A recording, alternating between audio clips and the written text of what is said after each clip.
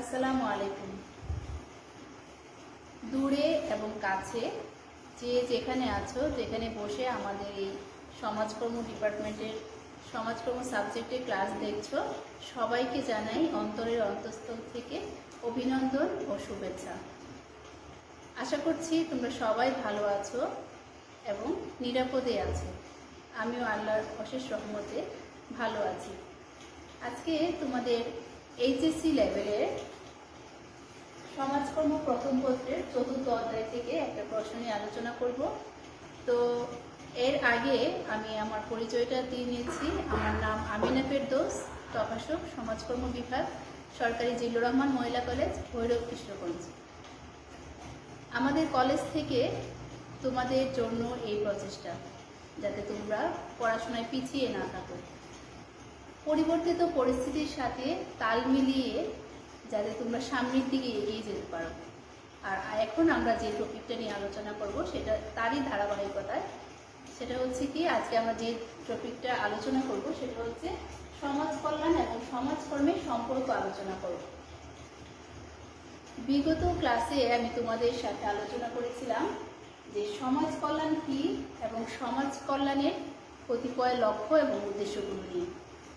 তো এই ধারাবাহিকতায় ওই চ্যাপ্টার থেকে আমরা পুনরায় আলোচনা করছি সমাজ কল্যাণ এবং সমাজকর্মের সম্পর্ক নিয়ে। তো এখন যে কথাটা আমরা জানবো, যে বিষয়টা জানবো সেটা হচ্ছে কি, সমাজ কল্যাণ বলতে আমরা কি বুঝি। সমাজ কল্যাণের ইংরেজি শব্দ হচ্ছে সোশ্যাল ওয়েলফেয়ার। সোশ্যাল অর্থ হচ্ছে সমাজ, হ্যাঁ, আর ওয়েলফেয়ার অর্থ হচ্ছে কল্যাণ, অর্থাৎ সমাজ সম্পর্কিত কল্যাণ। সমাজের যে সকল ইতিবাচক দিক আছে, ভালো দিক আছে, সকল কল্যাণকে সমাজ কল্যাণের সাথে অন্তর্ভুক্ত। এবং সমাজ কল্যাণ কি করে?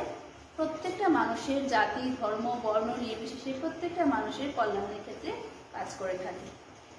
আচ্ছা, তা সমাজ কল্যাণ এমন একটা কার্যক্রমকে বোঝায় যেখানে কি করে, মনে করো যে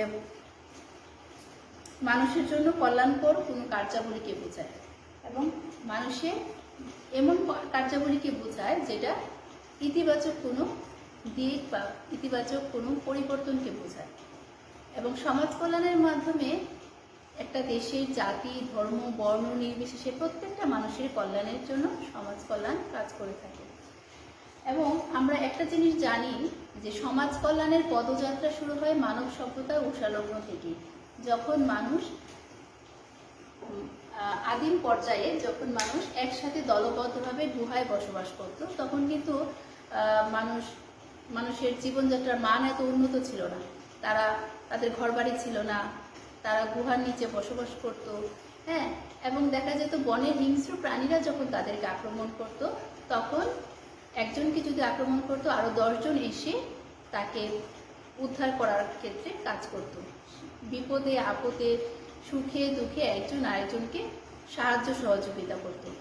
এবং আরেকটা জিনিস আমরা দেখতে পাই সমাজ কল্যাণের ক্ষেত্রে, যে ধর্মীয় অনুপ্রেরণা, দানশীলতা এবং মানবতাবোধ, এই তিনটাকে কেন্দ্র করে মূলত সমাজ কল্যাণের যাত্রা শুরু হয়েছিল। তাই বলা যায় যে সমাজ কল্যাণ হচ্ছে অনেক প্রাচীন কাল থেকে সমাজ কল্যাণের পদযাত্রা শুরু হয় এবং সুপ্রাচীন কাল থেকে বর্তমান সময় পর্যন্ত সমাজ কল্যাণ ছিল, আছে, ভবিষ্যতেও থাকবে। ঠিক আছে, এইটুকু তোমরা বুঝলে এনা। এখন আমরা আসি যে সমাজ কর্ম কাকে বলে। অনেকের হয়তো ধারণা থাকতে পারে যে সমাজ কল্যাণ আর সমাজকর্ম কি একই জিনিস কিনা। আমরা ইংরেজি থেকে যদি একটু তাকাই তাহলে আমরা দেখতে পাই যে সোশ্যাল ওয়েলফেয়ার হচ্ছে সমাজ কল্যাণ, আর সমাজ কর্মর ইংরেজি শব্দ হচ্ছে, সোশ্যাল শব্দের অর্থ হচ্ছে সমাজ, তোমরা একটু খেয়াল করো, হ্যাঁ। আর ওয়ার্কের বাংলা শব্দ হচ্ছে কর্ম। অর্থাৎ সমাজ কর্মটা কিসের জন্য হয়? সমাজকর্ম হচ্ছে একটা পেশা, সাহায্যকারী পেশা। দেখা যায় মানব সভ্যতার উষালগ্ন থেকেই যখন সমাজ কল্যাণের আবির্ভাব হয়েছিল, এর পরবর্তী সময় আস্তে আস্তে আস্তে আস্তে সভ্যতার বিকাশ লাভ করে। এবং আমরা ইতিহাস পর্যালোচনা করে দেখতে পাই যে অষ্টাদশ শতাব্দীর শেষার্ধ থেকে ঊনবিংশ শতাব্দীর প্রথমার্ধ পর্যন্ত ইংল্যান্ডে বৈজ্ঞানিক প্রযুক্তি এবং জ্ঞান বিজ্ঞানের যে প্রয়োগ প্রসার দেখাচ্ছে সেটাকে বলা হয় শিল্প বিপ্লব। অথবা এভাবে বলা যায় যে হস্তচালিত যন্ত্রের পরিবর্তে শিল্পচালিত যন্ত্রের যে প্রচলনের যে প্রচেষ্টা সেটাকে শিল্প বিপ্লব বলা হয়। তো শিল্প বিপ্লবের ফলশ্রুতিতে সমাজে কিছু কিছু ভালো দিক অর্থাৎ ইতিবাচক প্রভাব পড়েছে, আবার অনেক সময় দেখা যায় নেতিবাচক প্রভাব পড়েছে, এবং সমাজ ব্যবস্থাটা আস্তে আস্তে আস্তে আস্তে জটিল আকার ধারণ করেছে। কারণ সমাজ ব্যবস্থা আগে ছিল সহজ সরল, হ্যাঁ, মানুষের জীবনযাত্রার মান ছিল অনেক সহজ। তো পরবর্তী সময়ে শিল্প বিপ্লবের পরবর্তী সময় দেখা যায় যে সমাজ ব্যবস্থাটা আস্তে আস্তে জটিল আকার ধারণ করছে, এবং এই জটিল সমস্যা আস্তে আস্তে আরও জটিল রূপ ধারণ করলো এবং সেটা সমাজের উপর ব্যাপকভাবে ছড়িয়ে যেতে লাগলো। তো এই ধরনের সমস্যাগুলো সমাধান করার ক্ষেত্রে মূলত এই সমাজকর্মের উদ্ভব হয়েছে, ঠিক আছে, শিল্প বিপ্লবের পরবর্তী সময় থেকে। তাহলে এখানে আমরা মূলত একটা মানে পার্থক্য দেখতে পাচ্ছি যে সমাজ কল্যাণটা শুরু হয়েছিল সেই মানব সভ্যতার উষালগ্ন থেকে, আর সমাজ কল্যাণটা শুরু হয়েছিল শিল্প বিপ্লবের পরবর্তী সময় থেকে। এর আগের যে ক্লাসগুলো সেখানে আমি তোমাদের সাথে মানে আলোচনা করেছিলাম যে সমাজ কল্যাণের কতিপয় সংজ্ঞা আলোচনা করেছি। এর ক্লাসের আগে হয়তো তোমাদের সাথে আলোচনা করেছি সমাজ কর্মের সংজ্ঞাগুলা। তো আজকে আমি সেই সংজ্ঞার দিকে যাচ্ছি না, আজকে আমি ডাইরেক্ট সম্পর্ক নিয়ে একটু আলোচনা করব, ঠিক আছে। তো তোমাদের যেহেতু সৃজনশীল প্রশ্ন, তোমাদের সৃজনশীলে এখানে দেওয়া থাকবে একটা উদ্দীপক দেওয়া থাকতে পারে, উদ্দীপকের আলোকে তোমাদেরকে সাজিয়ে লিখতে হবে। সেক্ষেত্রে বিভিন্ন বিষয় লেখা থাকতে পারে, যেমন মনে করো ইন্ট্রোডাকশন টু সোশ্যাল ওয়েলফেয়ার গ্রন্থটি কার, অথবা সমাজকর্ম কি, অথবা সমাজ কল্যাণ কাকে বলে, ইত্যাদি কথা ইত্যাদি প্রশ্ন তোমাদের থাকতে পারে। পাশাপাশি এভাবেও থাকতে পারে যে সমাজকর্মের সাথে সমাজ কল্যাণের 4টা বা 5টা পার্থক্য লিখো, বা সমাজকর্মের সাথে সমাজ কল্যাণের সম্পর্ক আলোচনা করো, এইভাবে প্রশ্নগুলো আসতে পারে। তো এখন আমরা সম্পর্ক নিয়ে একটু আলোচনা যদি করি, তো সম্পর্ক বলতে আমরা সাধারণত 2টা সম্পর্ককে বুঝে থাকি। একটা হচ্ছে ইতিবাচক সম্পর্ক, ঠিক আছে, আর একটা হচ্ছে কি নেতিবাচক সম্পর্ক। তো ইতিবাচক সম্পর্ক যেগুলা সেগুলো হচ্ছে সমাজের ভালো দিক বা ভালো সাইড, আর নেতিবাচক যেগুলা সেগুলো হচ্ছে নেগেটিভ সাইড। তো আমরা এখন একটু ইতিবাচক সম্পর্কগুলো নিয়ে একটু আলোচনা করবো, ডিটেলস আলোচনা করব, এরপরে চলে যাবো আমরা নেতিবাচক সম্পর্কের ক্ষেত্রে। তো ইতিবাচক সম্পর্ক এক্ষেত্রে আমরা দেখতে পাই যে প্রথম যে বিষয়টা আমরা দেখতে পাই সেটা হচ্ছে সকল মানুষের কল্যাণ। সমাজকর্ম এবং সমাজ কল্যাণ দুটার ক্ষেত্রেই দেখা যায় কি যে সকল মানুষের কল্যাণের ক্ষেত্রে কাজ করে থাকে। জাতি, ধর্ম, বর্ণ নির্বিশেষে প্রত্যেকটা মানুষের কল্যাণের জন্য সমাজ কল্যাণ এবং সমাজকর্ম কাজ করে থাকে। কেউ ধনী, কেউ দরিদ্র, কেউ সুন্দর, কেউ একটু কালো, হ্যাঁ, এই ধরনের জাতিভেদ বা বর্ণভেদ প্রথা সমাজ কল্যাণ এবং সমাজকর্ম বিশ্বাস করে না। যখন যার যেভাবে সহযোগিতা প্রয়োজন, সাহায্যের প্রয়োজন, সমাজ কল্যাণ ঠিক তার হাতটা এভাবে বাড়িয়ে দেয়।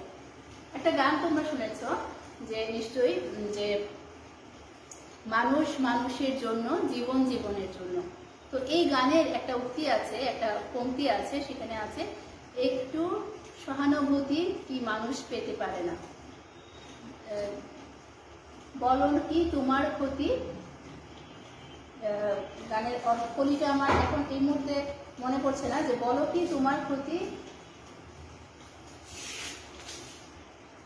তো এক্ষেত্রে ওই গানে একটা কলি আছে, আমার এখন এই মুহূর্তে যা মনে পড়ছে, যে বলো কি তোমার ক্ষতি, দুর্বল মানুষ পার হয় তোমাকে ঘিরে, দুর্বল মানুষ যদি।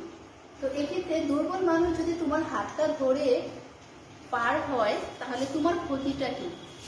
তো এক্ষেত্রে সমাজকর্ম এবং সমাজ কল্যাণ বিষয় এই জন্য বলছি যে সমাজ কল্যাণ এবং সমাজকর্ম উভয়ই সকল মানুষের কল্যাণের ক্ষেত্রে কাজ করে থাকে। জাতি, ধর্ম, বর্ণ নির্বিশেষে প্রত্যেকটা মানুষের কল্যাণের জন্য সমাজ কল্যাণ যেরকমভাবে কাজ করে থাকে, পাশাপাশি সমাজকর্ম কাজ করে থাকে। তারপরে হচ্ছে সামগ্রিক কল্যাণ। সমাজকর্ম কি করে থাকে? মানুষের সামগ্রিক কল্যাণ করে থাকে। শুধুমাত্র যে অর্থনৈতিক কল্যাণ করবে তা না, সেটার পাশাপাশি তার মানসিক কল্যাণ, তার পারিবারিক কল্যাণ, সামাজিক কল্যাণ, হ্যাঁ, যদি তার কোনো দৈহিক কোনো সমস্যা থাকে, সকল মনস্তাত্ত্বিক কল্যাণ, সকল কল্যাণের ক্ষেত্রে সমাজ কল্যাণ এবং সমাজকর্ম উভয়টা কাজ করে থাকে এবং মানুষের সমস্যা সমাধানের ক্ষেত্রে কাজ করে থাকে। আচ্ছা, তারপরে হচ্ছে সম্পূরক ও পরিপূরক। সমাজকর্ম এবং সমাজ কল্যাণ উভয় একে অপরের হচ্ছে পরিপূরক।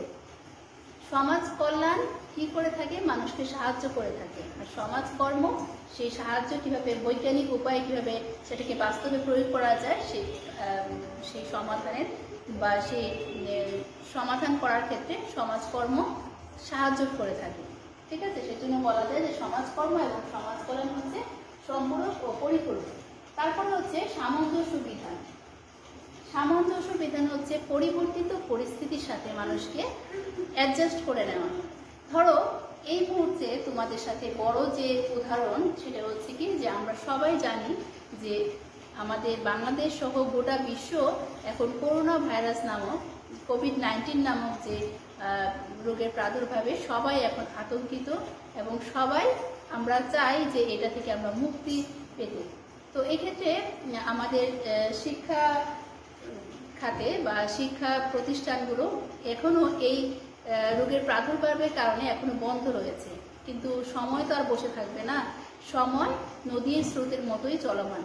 তো এই পরিস্থিতিতে আমরা তোমাদের সুবিধার জন্য, তোমাদের কল্যাণের জন্য, তোমাদের ভালোর জন্য আমরা অনলাইন ক্লাসের ব্যবস্থা করেছি।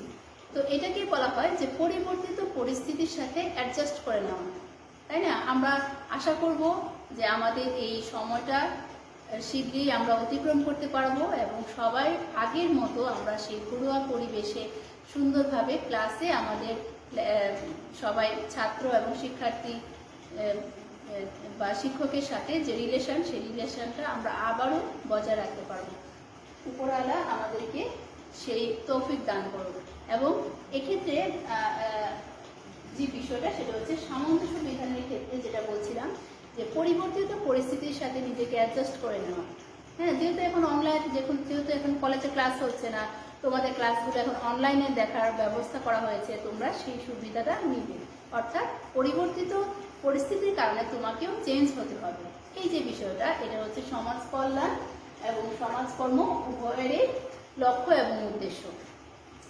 তারপরে হচ্ছে বৈজ্ঞানিক দৃষ্টিভঙ্গি। সমাজকর্ম এবং সমাজ কল্যাণ উভয়ে কি করে? বৈজ্ঞানিক দৃষ্টিকোণ থেকে মানুষকে সাহায্য সহযোগিতা করে থাকে, তাই না?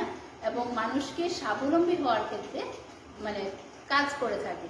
সমাজকর্মও চায় যে মানুষকে স্বাবলম্বী করতে, সমাজ কল্যাণও চায় যে বৈজ্ঞানিক উপায়ে কিভাবে সমস্যার স্থায়ী সমাধান করা যায়। এক্ষেত্রে সমাজ কল্যাণ যেরকমভাবে কাজ করে থাকে, সমাজকর্মও কাজ করে থাকে। তারপরে হচ্ছে সচেতন করে তোলা। সমাজকর্ম এবং সমাজ কল্যাণ উভয়ই মানুষকে কি করে থাকে? সচেতন করে থাকে। মানুষের অধিকার সম্পর্কে, মানুষের দায়িত্ব সম্পর্কে, মানুষের আত্মনির্ভরশীলতা সম্পর্কে, বিভিন্ন বিষয় সম্পর্কে মানুষকে সচেতন করে তোলে। তো এই সচেতন করে তোলা এটাও সমাজকর্মে যেরকমভাবে কাজ করে থাকে, পাশাপাশি সমাজ কল্যাণও একইভাবে কাজ করে থাকে। তারপরে হচ্ছে প্রাকৃতিক সম্পদের সদ্ব্যবহার। সমাজকর্ম এবং সমাজ কল্যাণ উভয়ে প্রকৃতির যে সম্পদ আছে সেই সম্পদের ব্যবহার করতে সক্ষম করে তোলে। যে যার যতটুকু সম্পদ আছে সেই সম্পদটুকু যাতে যথাযথভাবে ব্যবহার করা যায়, সেই ক্ষেত্রে সমাজ কল্যাণ যেরকমভাবে কাজ করে থাকে, পাশাপাশি সমাজকর্ম কাজ করে থাকে। তারপরে আমরা দেখতে পাই যে মানব কল্যাণ সাধন করা। মানব কল্যাণ মানে কি? সমাজ কল্যাণ মানুষের কল্যাণ করতে চায় এবং সমাজকর্ম কি চায়? মানুষের সার্বিক কল্যাণ করতে চায় এবং সমস্যার বৈজ্ঞানিক সমাধান করতে চায়। সকল সমস্যা কিভাবে সমাধান করা যায়, কিভাবে সমস্যা থেকে উত্তরণ করা যায়, এই সকল দিক নিয়ে সমাজ কল্যাণ যেরকমভাবে আলোচনা করে, পাশাপাশি সমাজকর্ম আলোচনা করে থাকে। আচ্ছা, এখন আমরা আলোচনা করব যে নেতিবাচক দিক নিয়ে আলোচনা করব। বা নেগেটিভ সাইড যেগুলো আছে সংক্ষিপ্ত আকারে আমরা একটু আলোচনা করছি। যে প্রধান তোমরা এখানে আমি তোমাদের চার্ট আকারে বুঝিয়ে দিয়েছি, ইচ্ছা করলে তোমরা নিচে নিচে লিখতে পারো। তো এখানে আমরা এক পাশে দিয়েছি সমাজ কল্যাণ, আরেক পাশে দিয়েছি সমাজ কর্ম, ঠিক আছে। তো সমাজ কল্যাণের প্রথম যে স্টেপটা সেটা হচ্ছে কি, এটা কোনো পেশা নয়। সমাজ কল্যাণ কোনো পেশা না, সমাজ কল্যাণকে কোনো পেশা বলা হয় না, ওকে। কিন্তু সমাজকর্ম হচ্ছে একটি সাহায্যকারী পেশা। সমাজকর্ম মানুষকে এমনভাবে সাহায্য করে যাতে তার নিজের সমস্যা বা তার যে সমস্যাগুলো আছে সেই সমস্যাগুলো সমাধানের ক্ষেত্রে স্বাবলম্বী করতে এবং সমস্যা সমাধানের ক্ষেত্রে কাজ করার ক্ষেত্রে সমাজকর্ম কাজ করে থাকে। অর্থাৎ সমাজকর্ম হচ্ছে এমন একটি সাহায্যকারী পেশা যেখানে কতগুলো পদ্ধতির মাধ্যমে ব্যক্তি, দল এবং সমষ্টিকে এমনভাবে সহায়তা করা হয় যাতে তারা নিজেরাই নিজেদের সমস্যা সমাধান করতে সক্ষম। সেজন্য বলা হয় সমাজকর্ম একটা সাহায্যকারী পেশা, ঠিক আছে। তারপরে হচ্ছে সমস্যা সমাধানে মুখ্য ভূমিকা পালন করে থাকে। যে কোনো সমস্যা সমাধানের ক্ষেত্রে সমাজ কল্যাণ কি করে থাকে, ডিরেক্ট ভূমিকা পালন করে থাকে। কিন্তু সমাজকর্ম সমস্যা সমাধানের ক্ষেত্রে গৌণ ভূমিকা পালন করে থাকে বা ইনডাইরেক্ট ভূমিকা পালন করে থাকে বা সহায়ক ভূমিকা পালন করে থাকে, এটাও একটা পার্থক্য। তারপরে হচ্ছে এর পরিধি হচ্ছে বিস্তৃত। সমাজ কল্যাণের পরিধি অনেক ব্যাপক এবং বিস্তৃত, হ্যাঁ। আর সে তুলনায় সমাজকর্মের পরিধি হচ্ছে সংকীর্ণ বা ছোট, কারণ সমাজকর্ম একটা নির্দিষ্ট পদ্ধতি দরকার, এখানে কতগুলো নীতিমালার দরকার, মূল্যবোধের দরকার, সমাজকর্মীর দরকার, অনেক কিছু জড়িত এর সাথে। আচ্ছা, তারপরে হচ্ছে এক্ষেত্রে কোনো পদ্ধতির প্রয়োজন নেই। আর সমাজকর্মের ক্ষেত্রে কতগুলো পদ্ধতি অনুসরণ করতে হয়। সমাজকর্মের ক্ষেত্রে কি করতে হয়, কতগুলো পদ্ধতি অনুসরণ করতে হয়। আমরা জানি যে পদ্ধতি হচ্ছে দুই প্রকার প্রধানত, একটা হচ্ছে মৌলিক পদ্ধতি, একটা হচ্ছে সহায়ক পদ্ধতি। মৌলিক পদ্ধতি আবার 3 প্রকার, সহায়ক পদ্ধতি আবার 3 প্রকার। এই 6টা পদ্ধতির মাধ্যমে সমস্যা সমাধানে কাজ করা হয়ে থাকে। তারপরে এখানে সমাজ কল্যাণ হচ্ছে বয়সে প্রবীণ।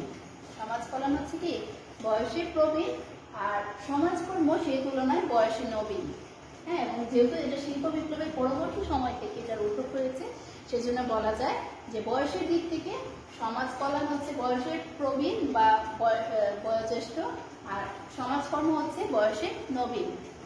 আচ্ছা, তারপরে হচ্ছে সমাজ কল্যাণের ক্ষেত্রে নীতি ও মূল্যবোধ মেনে চলতে হয় না, কিন্তু সমাজকর্মের ক্ষেত্রে কতগুলো নীতি ও মূল্যবোধ মেনে চলতে হয়, ঠিক আছে।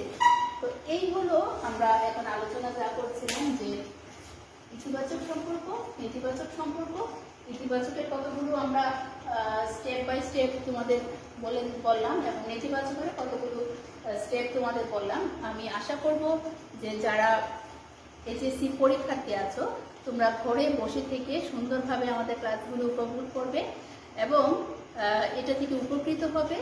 তো আগামী ক্লাসে নতুন কোনো অধ্যায় থেকে নতুন কোনো বিষয় নিয়ে তোমাদের সামনে হয়তো হাজির হব। সে পর্যন্ত সবাই ভালো থেকো, সুস্থ থেকো। আল্লাহ হাফেজ।